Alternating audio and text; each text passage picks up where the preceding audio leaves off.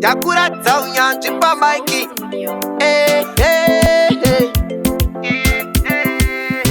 Saka setisi Goma baripiti Baute chokwadi andi chambo imba chiti Dakuruwa ngoma zinonaka zvikuti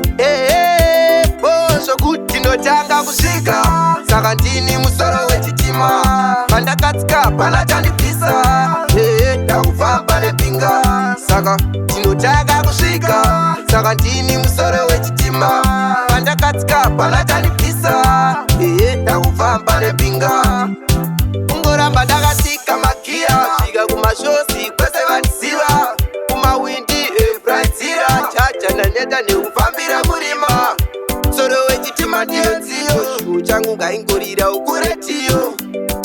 Kusvika riniko Gore rino makati ndoita zvishamiso Tinotanga kusvika Saka ndini musoro wechitima Pandakatsika pana chandibvisa Ndakufamba nepinga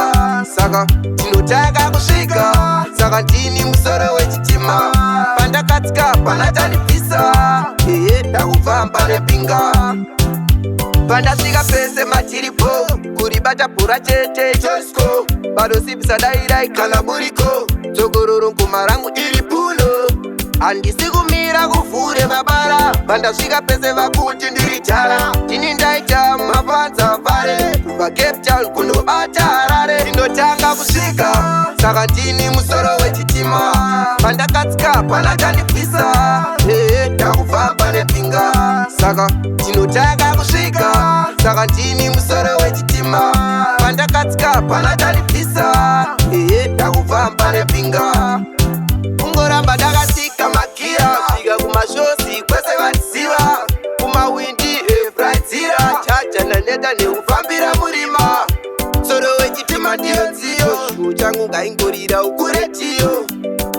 Kusvika riniko Gore rino makati ndoita zvishamiso Tinotanga kusvika Saka ndini musoro wechitima Pandakatsika pana chandibvisa Ndakufamba nepinga Saka tinotanga kusvika Saka ndini musoro wechitima Pandakatsika pana chandibvisa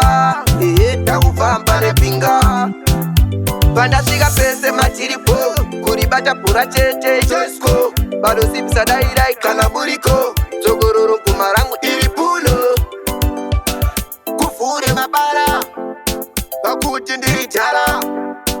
Mapanza pare Kunobata Harare